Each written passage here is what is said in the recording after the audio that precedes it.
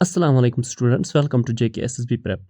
आज के इस लेक्चर में हम लाने वाले हैं इडियम्स एंड फ्रेजेस, जो कि बच्चों को बहुत ज़्यादा दिक्कत आती है इडियम्स और फ्रेजेस में और वोकैब्स में, एंटोनिम्स सिनोनिम्स में। तो हम चाहते हैं कि वो सारे आपके पास लाएंगे हम इम्पॉर्टेंट जो भी प्रीवियस ईयर एग्ज़ाम्स में आएंगे और अच्छे से आपको समझाएंगे। एक बार आपको ये समझाएंगे और हम चाहते हैं कि आपको ये सारा याद रहे ज़िंदगी भर और दोबारा ये आप भूल नहीं जाओगे। इससे पहले कि हम आगे चले, चैनल को पहले सब्सक्राइब करो, बेल आइकन को प्रेस करो और कमेंट सेक्शन में ज़रूर लिखना क्या मैं ये सीरीज़ कंटिन्यू रखूं या नहीं। अगर आपने इसमें ज़्यादा कमेंट्स और लाइक्स दी, इसका मतलब मुझे ये सेशन कंटिन्यू करना पड़ेगा। अगर नहीं, फिर भी मैं लाता रहता हूँ, सेशंस लाता रहता हूँ, क्योंकि ये सारा मैं फ्री में बांट देता हूँ। मेरा कोई बिजनेस ये नहीं चल रहा है। जब मुझे मर्ज़ी हो जाए, जब मुझे टाइम मिलता है, मैं तो लेक्चर्स देता रहता हूँ। मेरा ये कोई बिजनेस नहीं है। बिना देरी के चलेंगे आगे। टू स्मेल ए रैट, चूहे को सूंघना। देखो, ये तो इसका डायरेक्ट मीनिंग नहीं निकाल सकते, लेकिन आपकी याद दहानी के लिए मैं निकालूंगा जानबूझ के हर किसी सेंटेंस का, ताकि आपको याद रहे। देखो, चूहा, रैट, ये किसी को कोई नुकसान नहीं पहुंचाता, किसी जान को। आदमी के पास 100 चूहे भी हो, वो कोई नुकसान नहीं पहुंचाते। लेकिन जब आप रैट पे भी, चूहे पे भी नज़र रखोगे, इसका मतलब आप कुछ ज़्यादा ही शक कर रहे हो। मतलब चूहे की तरह भी कि कहीं ये भी मुझे जान से नहीं कोई नुकसान ना पहुंचाए, इसी को बोलते हैं स्मेल ए रैट। तो यही आप उस पर भी ज़्यादा शक करते हो। जो चूहे पे शक करेगा, मतलब वो कितना शकी होगा। इसका क्या आ सकता है? To be suspicious, to chase a rat, to see a rat, to smell foul. देखो, आज जो मैंने आपको ये समझाया, उस हिसाब से अब आपको ये खुद ही आना चाहिए कि इसका मतलब क्या हो सकता है। इसका मतलब है टू बी सस्पिशस, शक की नज़र से देखना हर किसी को। जो रैट पे भी शक करे, मतलब रैट को भी सूंघे, वो कितना बड़ा शकी होगा। देखो, अब ये दूसरा पे, to move heaven and earth, जिनको हम बोलते हैं दो जहां को की तरफ मूव करना है, उधर से इधर, इधर से। इसको और एक चीज भी बोलते हैं, to left no stone unturned. ये भी एक इसका और एक फ्रेज है। मतलब यथ कशर पे वन, सरसै दुनियास आउस बह छंडित मगर मैं मेल्यो नहीं। ये सह फ्रेज कर कशर पे यूज, और वही ये भी है, सरसै दुनियास आउस छंडित मगर ये मेल्यो न मे कह। तो क्या हो सकता है इसका? To cause an earthquake, to try everything possible, to pray to all gods, to travel in a rocket. तो ये मैंने तो आपको बताया, to left no stone unturn, अख कन फिर में ये छाड़ान छाड़ान, मतलब टू ट्राई एवरीथिंग पॉसिबल। ये याद रखना, टू ट्राई एवरीथिंग पॉसिबल, मैंने हर कोई मुमकिन कोशिश की। तो कश्मीरी में मैंने आपको समझाया ये दो फ्रेजों का मीनिंग। आपको ये अब समझ में आया होगा इन दोनों का, to move heaven and earth and to left no stone unturned.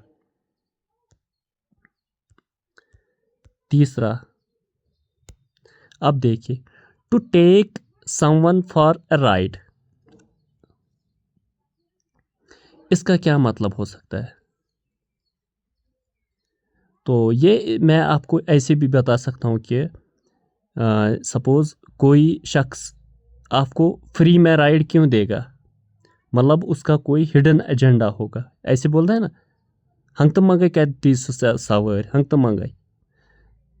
To take someone for ride, इसका मतलब उसका कुछ अपना इंटेंशन है, कुछ वो क्या होगा क्या नहीं होगा, वही। To give someone to ride, to give a ride to someone, to be indifferent, to deceive someone, to disclose a secret।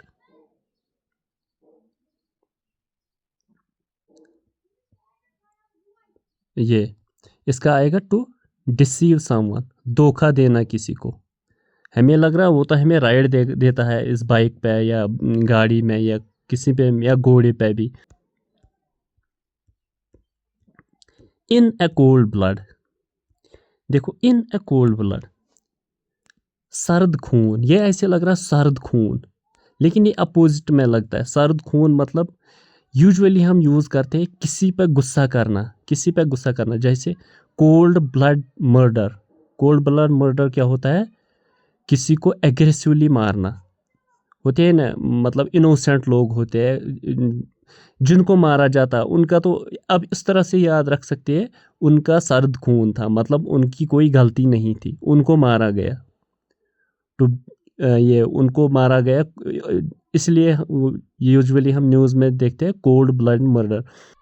क्या हम बोल सकते हैं फिर? ये मर्सिलेसली, रुथलेसली, ये बात याद रखना। यही वर्ड्स अगर नीचे इसमें से कोई मर्सिलेसली, रुथलेसली, एंग्रीली, कोई भी सा वर्ड आएगा वो cold blood, in a cold blood वो आएगा। स्लोली, एक्साइटेडली, डिलिबरेटली, एंग्रीली, देखो जो मैंने आपको बताया। अब देखो ये ए डैम्प स्क्यूब, ये भी एक फ्रेज है, लेकिन आप इसको कैसे याद रखोगे? ए डैम्प स्क्यूब, डैम्प मतलब होता है थोड़ा वेट, नमी, ह्यूमिड। स्क्यूब मतलब होता है पटाखा। मतलब आपने किसी फ्रेंड को बोला पटाखा लाओ, उसने बहुत बड़ा पटाखा लाया, अब वो धमाका करने वाला था बहुत बड़ा, फायर क्रैक्स होता है ना। लेकिन जब आपको पता चला ये तो गीला है, अब सबको मतलब वो अब परेशान ही हो गए, क्या हमारी सारी मेहनत ज़ाया ही हो गई, हमने इतना बड़ा अपने आप से अपनी तरफ से ये बहुत बड़ा पटाखा लाया, अब तो ये वेट है। वेट पटाखा मतलब आपकी मेहनत ज़ाया, मतलब आपने जो किया था वो उसमें से कुछ रिजल्ट खास नहीं आएगा, क्योंकि अब तो पटाखा लाया आपने, वो तो जब ड्राई होगा तभी वो फट जाएगा। इसलिए ए डैम्प स्क्यूब, ये याद रखना क्या होता है ये, इसको हम बोलते हैं गीला पटाखा। ये याद रखना आप, गीला पटाखा क्या है। देखो रेनी वेदर, वेदर के बारे में नहीं, a disappointing result, assured in a laundry, none of the above. देखो वही तो मैंने बताया, आपने पटाखा बहुत मेहनत के साथ बहुत बड़ा लाया था, लेकिन वो क्या निकला, वो तो गीला था, वो तो फटेगा नहीं, आपकी सारी मेहनत ज़ाया। डिसअपॉइंटिंग रिजल्ट किस तरह ये याद रख सकते हो आप? ये तो ये सारी मैं ट्रिक्स के ज़रिए ही बताऊंगा ताकि आपको ये एक एक चीज़ याद रहे। बाइट द डस्ट, एक होती है बाइट द बुलेट, एक होता है bite the dust. Bite the dust, धूल चटाना जिसको हम बोलते हैं, मतलब बाइट द डस्ट, ये डस्ट को खाना। धूल कौन खाएगा? सपोज दो इंसान है, एक दूसरे को पीटेगा, वो नीचे गिर जाएगा और वो धूल खाएगा, इसका मतलब ही है वो डिफीट हो जाएगा, लॉस द बैटल। तो यही होगा। अब होता है bite the bullet. Bite the bullet क्या होता है? गोली को चबाना। गोली चबाना इतनी आसान बात नहीं है, गोली मतलब बहुत हार्ड होती है, उसको चबाना कितना मुश्किल काम है, वो बोलता है इन अ डिफिकल्ट सिचुएशन। तो ये बाइट द डस्ट होता है मतलब हार जाना, ये धूल खाना, वो यही है, जो आदमी गिर जाएगा वही धूल खाएगा, ये उसी तरह याद रखना। बाइट द डस्ट मतलब जो गिर जाएगा, जो हार जाएगा। क्या हो सकता है इसका? ईट वोरेशियसली, हैव नथिंग टू ईट। ईट के बारे में तो मैंने कुछ नहीं बताया, मैंने बताया टू फेल और टू बी डिफीटेड और डिस्ट्रॉयड, मार भी देना, किल करना, जो भी आप इसमें जो भी आपको ये रिलेवेंट लगे वही, मार देना, किल करना, फेल करना, जो आपको लगे, लेकिन है यही कि दो मतलब डस्ट खाना। टू टेक वंस हील्स, एड़ियों के बल भाग जाना। टू टेक वंस हील्स, अपनी एड़ियां साथ ले जाना, अपनी एड़ियां साथ ले जाना। कौन ले जाएगा? मतलब वही जो भागने वाला होता है। To walk slowly, to hop and jump, to run away, to march forward. देखो टू रन अवे, भाग जाना, टू टेक वंस हील्स। ये बात भी याद रखना, हील्स होती है एड़ियाँ, एड़ियों के बल भाग जाना है। अब एड़ियों की बात आए मतलब यही कि वो दौड़ने वाला ही होगा, वो भागने वाला ही होगा। चलेंगे आगे। अब ये देखो कितना इजी है, टू बी ऑल एट सी। ये बहुत बड़ा समंदर है, यहाँ से लाखों किलोमीटर, यहाँ से आप यहाँ बीच में आ गए। ये इसका मीनिंग ये नहीं है, लेकिन मैं ये एक एक चीज़ आपको समझाने के लिए बता रहा हूँ। टू बी ऑल एट सी, आप समंदर के बीच में हैं। ना ही आपको यहाँ रास्ता पता है, ना ही आपको कोई मीटर वो जिसको हम बोलते हैं वो कंपास वम्पास भी आपके पास नहीं है। आप यहाँ बीच में, आपको पता ही नहीं हम कहाँ जाएंगे। मतलब आपकी ऐसी सिचुएशन होगी कि जहाँ आपको कियासेस एंड कन्फ्यूजन्स ही होंगे। इसी को बोलते हैं to be all at sea. क्या हो सकता है इसका meaning? A family voyage in the middle of the ocean, lost and confused, a string of islands. यही तो मैंने बताया, जब समंदर के बीच में आपको, जहाँ आपको कंपास भी नहीं ना आपको डायरेक्शन पता है, बीच समंदर में हो आप लॉस्ट एंड कन्फ्यूज्ड होंगे। मतलब ऐसी सिचुएशन जहाँ आपको पता नहीं है कि हमारा सॉल्यूशन क्या है, कहाँ होगा। लॉस्ट हो गए आप अपने प्रॉब्लम्स में, उसको हम बोलते हैं टू बी ऑल एट सी।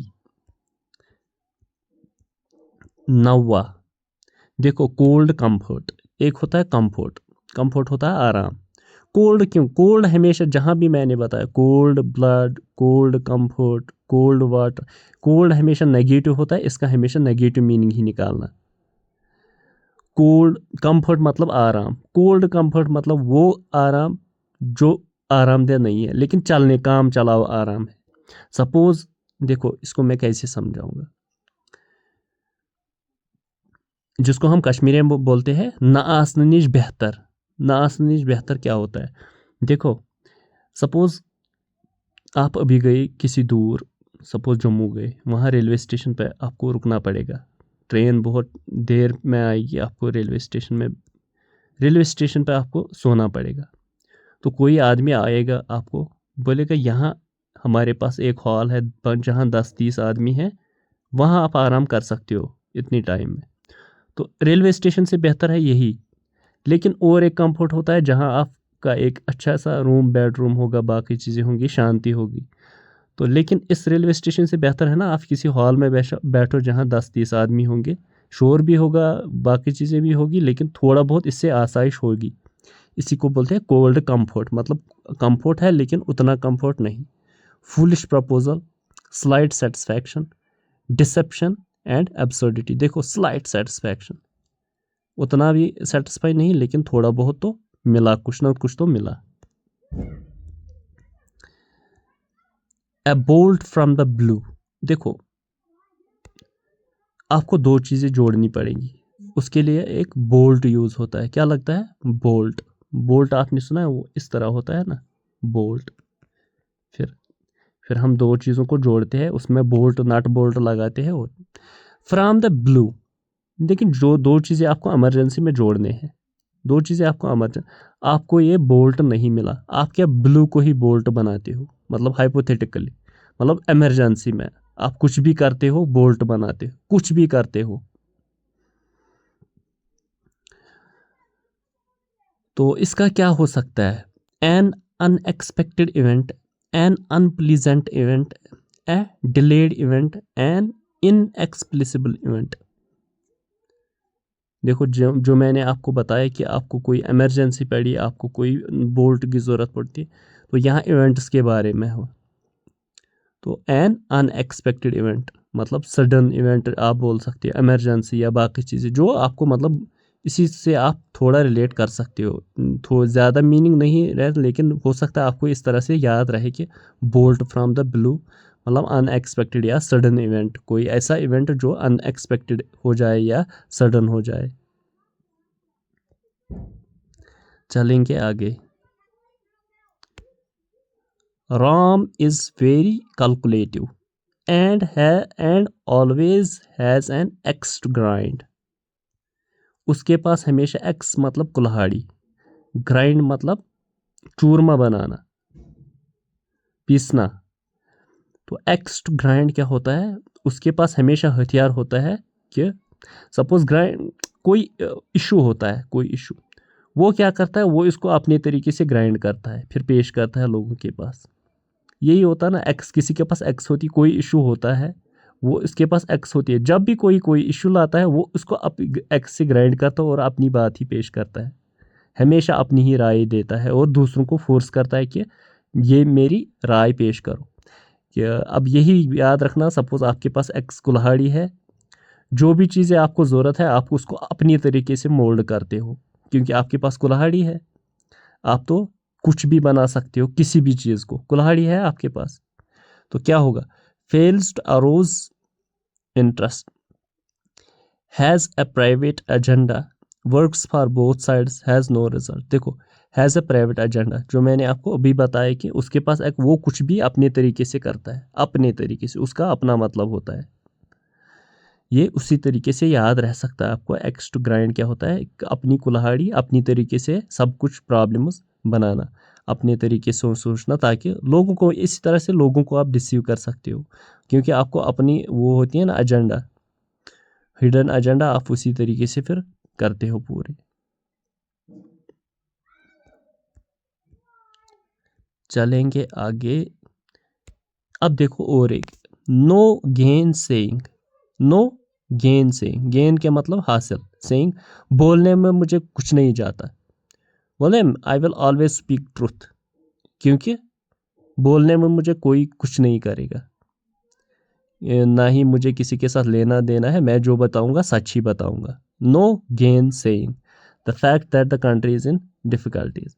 तो यहाँ क्या मतलब हो सकता है इसका, कोई, जब इसका कोई फायदा नहीं है झूठ बोलने का, तो इसका क्या मतलब हो सकता है, डिनाइंग, हाइडिंग, फॉरगेटिंग, इग्नोरिंग। देखो यहाँ तो क्लियर एक ही आता है, डिनाइंग, मैं क्यों डिनाई करूं, डिनाई मतलब इनकार, क्यों, वो बता रहा है कि नो गेन सिंह, जब इसको कोई गेन ही नहीं है, कि कोई कुछ हासिल नहीं है बोलने में, वो क्यों झूठ बताएगा, वो तो सच ही बताएगा। हर कोई चाहता है कि मैं सच ही बताऊं जब इसको कोई अपना ज़ाती फ़ायदा, ज़ाती मफाद नहीं होता है, मतलब डिनाइंग।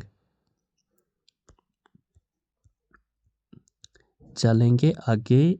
देखो, on the issue of marriage Sarita put her foot down. देखो, ये मैं आपको बता रहा हूँ, जब आपका कोई दोस्त है, इसको आप बोलते हैं हम चलो मेरे साथ उठो कहीं पे जाएंगे, वो नहीं मान रहा, आप फिर से इसको बता रहे, वो नहीं मानता है, आप फिर से इसको, आप फिर इसको पता है क्या बोलते हैं कश्मीरी में, बोनहीन पॉइंट मूल दितमित, मतलब जो चिनार होता है उसके वो जड़ होती है ना, वो बहुत ज़्यादा फैले हुए होते हैं, वो ज़्यादा उसके चांसेस गिरने के ज़्यादा, उठने के ज़्यादा या चलने के ज़्यादा नहीं है, गिरने के चांसेस ज़्यादा नहीं होते। उसी तरह इसको भी बोलते हैं सारिता पुट हर फुट डाउन, उसने अपने पाँव इस तरह नीचे रखे, मतलब पूरे जमा के रखे, मतलब वो, इसका मतलब वो मानने वाला नहीं है। ये कश्मीरी में अब याद रखा हो, आया होगा, पुट हर फुट डाउन का मतलब क्या होगा। Walked fast, was firm, got down, stood up, was firm, मैंने आपको बताया ना, डटे रहना, बोन पर मूल दितमित। चलेंगे आगे। The police looked all over for him but drew a blank. वो अब ड्रू अ ब्लैंक अगर आपको याद नहीं रहेगा, मैं आपको बताऊंगा, वो एक पेंटिंग थी ना एक मूवी में, जब उन्होंने, वो उनको लाना था, घोड़ा घास खाता था, तो उन्होंने बहुत मेहनत के साथ वो पेंटिंग लाई चोरी करके, फिर जिस आदमी को दिया वो खाली आई थी, तो ड्रू ब्लैंक, वो उसमें कुछ भी नहीं बनाया हुआ था, फिर उन्होंने बोला घोड़ा आएगा घास खाएगा, फिर चला गया, वो ऐसा वैसा कुछ। इसी तरह मेहनत के साथ, लेकिन ड्रू ब्लैंक, कुछ वहाँ लिखा नहीं था, आपने बहुत मेहनत के साथ कुछ बनाया, लेकिन पता चला वो लास्ट में वो तो खाली है। तो क्या मतलब हो सकता है इसका, arrested him, took him to the court, did not find him, put him in the prison. इसका सीधे मतलब है डिड नॉट फाइंड एनीथिंग, उनने बहुत कोशिश की उसको ढूंढने में, लेकिन कुछ नहीं मिला, खाली हाथ लौटना पड़ा। ये did not find him. अब देखो ये his investments helped him make a killing in the stock. यहाँ killing के दो मीनिंग होते हैं. killing क्या होता है? एक मारना. दूसरा killing होता है इम्प्रेस करना. अगर यहाँ हम देखेंगे यूजुअली जो हम फ्रेजेस में बता रहे वो इम्प्रेसिंग के लिए, like your looks have killed the people, मतलब आपके लुक्स ने लोगों को मार दिया. वो थोड़ी लुक्स थोड़ी मारते हैं, वो मतलब इम्प्रेस करते हैं. इसी तरह आप ये to make a killing in the stock market, impress किया स्टॉक मार्केट को, ह्यूज गेन्स हुई है ना. जब कोई ज़्यादा प्रॉफिट कमाएगा स्टॉक मार्केट है, इसको बोलते हैं आपने किल किया स्टॉक मार्केट को. Lose money quickly, murder someone quickly, plan A murder quickly, make money quickly, बहुत जल्दी वो ऊपर उठा, उसको बोलते हैं मेक ए किल.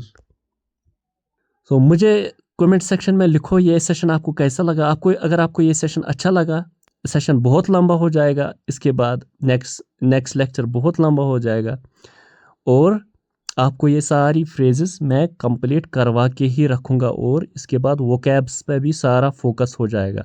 अब पूरे इन्हीं पे सारा काम चलेगा जब तक आपको एक एक चीज़, ये मुझे भी बहुत ज़्यादा मेहनत करनी पड़ती है इसमें, बहुत ज़्यादा, इसलिए मैं ये नहीं लाता था. अगर आपने फिर मुझे लाइक नहीं किया, कमेंट नहीं किया, सब्सक्राइब नहीं किया, फिर तो मेरी मेहनत ही ज़ाया होती है, क्योंकि मैंने बोला मेरे सब्सक्राइबर्स नहीं है, मेरी कोई अर्निंग नहीं हो रही इसमें, या ना कोई मैं बिज़नेस चला रहा हूँ. इसलिए मेरी सारी टीम आप ही हो, आप ही मुझे सपोर्ट करो ताकि मैं नए नए सेशंस लाता रहूँगा. आज के लिए इतना ही. Thank you.